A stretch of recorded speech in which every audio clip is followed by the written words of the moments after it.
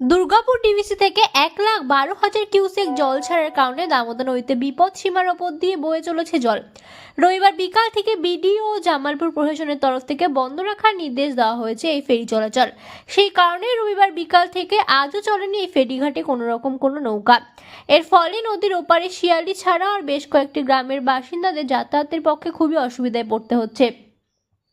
আজ থেকে অমরপুর স্কুলে পরীক্ষা হওয়ার কথা ছিল, কিন্তু ফেরিঘাট বন্ধ থাকার জন্য আপাতত পরীক্ষা বাতিল করা হয়েছে। আজ পূর্ব বর্ধমান জেলার বিভিন্ন ফেরিঘাটে পরিদর্শনে বেরিয়েছিলেন জামালপুর ব্লকের বিডিও সাহেব। চলুন আমরা শুনে নেব স্থানীয় বাসিন্দা থেকে শুরু করে ফেরি চলাচলের মাঝি এবং নিত্যযাত্রীও ফেরিঘাট পারাপারের টোল কর্তৃপক্ষ সাংবাদিকদের কি বললেন।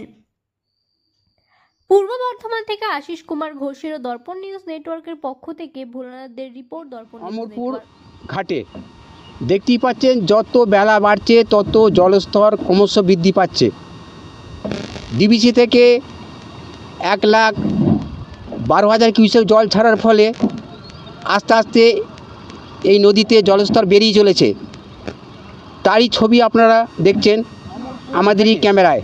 দেখতেই পাচ্ছেন ক্যামেরায় আশিস কুমার ঘোষ। বন্যা বয়ে যাচ্ছে, এতই জল ছেড়েছে ডিবিসি থেকে, তারই ছবি আপনাদের দেখাচ্ছি। দেখুন, এইখানে একটা কাঠের সেতু ছিল, এই জল বেশি আসার জন্য সেতুটা আর দেখতে ভেঙে চলে গেছে, তারই ছবি আপনাদের দেখাচ্ছি। দেখুন, আজ থেকে ফেরিঘাট বন্ধ হয়ে গেছে। কেন বন্ধ হচ্ছে, কী কারণে বন্ধ হয়েছে, চলুন আমরা জেনে নেব বিস্তারিত।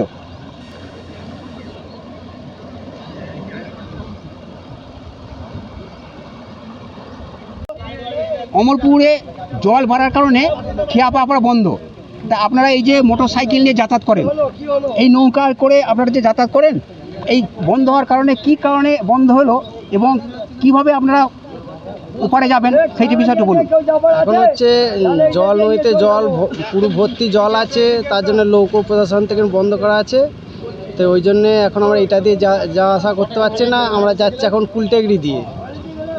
হ্যাঁ, কুলটেগড়ি দিয়ে গেলে কিন্তু আমাদের খুব অসুবিধে। আমাদের বাড়ির সামনে, হ্যাঁ, এখান দিয়ে পার হয়ে আমাদের ঘরে 15-20 কিলোমিটার ঘুরে আসতে হচ্ছে।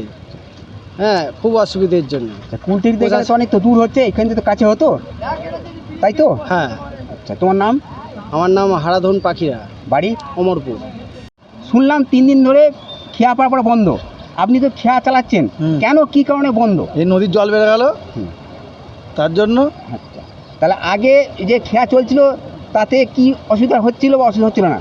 তাদের খেয়া চলছে, জল কম ছিল তখন যাত্রী পারাপার ছিল, এখন জল বেড়ে গেলে কী করে যাত্রী পারাপার হবে? পান আসছে। ওপারে কত গ্রাম এই খেয়া পাড়া করে? 10-15টা গ্রাম আছে। 10-15 গ্রাম। আচ্ছা, আজকে শোনা গেল স্কুলে পরীক্ষা ছিল, কিন্তু স্কুল বন্ধ তোমাদের এই খেয়া পারাপার না হওয়ার জন্যে। এই বিষয়ে কি বলবে?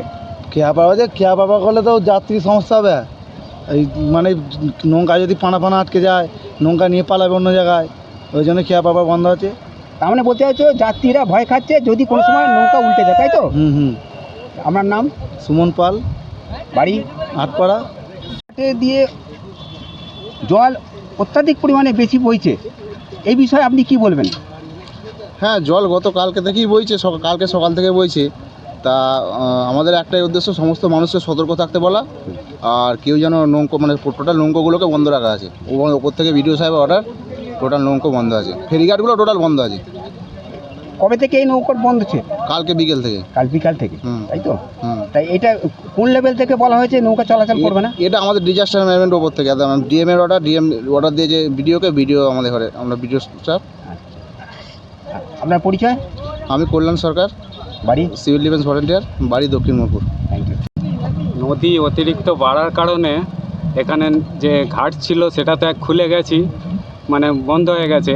এবার নৌকোটাও যে চলবে মানুষের কোনো সুবিধা অসুবিধার জন্য, সেটাও বন্ধ হয়ে গেছে। কোনো মানুষের শরীর খারাপ হলে এইদিকে যত নার্সিংহোম আছে আর আছে, ওই পাড়ের লোকের প্রচুর অসুবিধা হয়। তারপরে বিশেষ করে আমাদের দুটো স্কুল ওইখানে, হাই স্কুল, গার্লস বলুন বয়েজ বলুন, দুটোই ওই পাড়ে। ওপারে? হ্যাঁ, ওপারে কোন স্কুল আছে?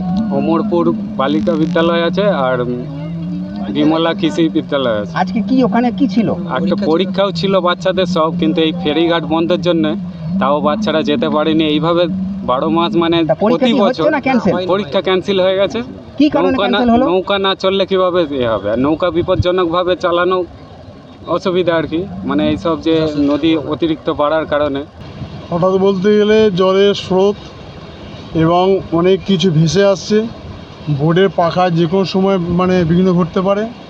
আমি প্যাসেঞ্জার নিয়ে এত জলে তাদের সুরক্ষা দিতে পারবো না। তারপর বিডিও সাহেব এসেছিলেন, ইমনও এসেছিলেন এখানে। ওনারা তারপরে আমাদের থানার যে ম্যাডাম আছেন ওনারা বললেন যে নৌকা বন্ধ করে দিন, 5টা থেকে আমরা বন্ধ করে দিয়েছি। কারণ আজও আবার মানে 1,59,000 জল আছে, যার জন্য সকাল থেকেই আমাদের প্রশাসন থেকে মানে অর্ডার দেওয়া আছে যে নৌকা কোনো মতেই খোলা যাবে না। আমরা বললাম স্যার পরীক্ষা আছে, পরে পরীক্ষা ক্যান্সেল, সে পরে সুস্থ হোক, মানে পরিবেশ ঠিক হলে তখন পরীক্ষা স্টার্ট করা হবে।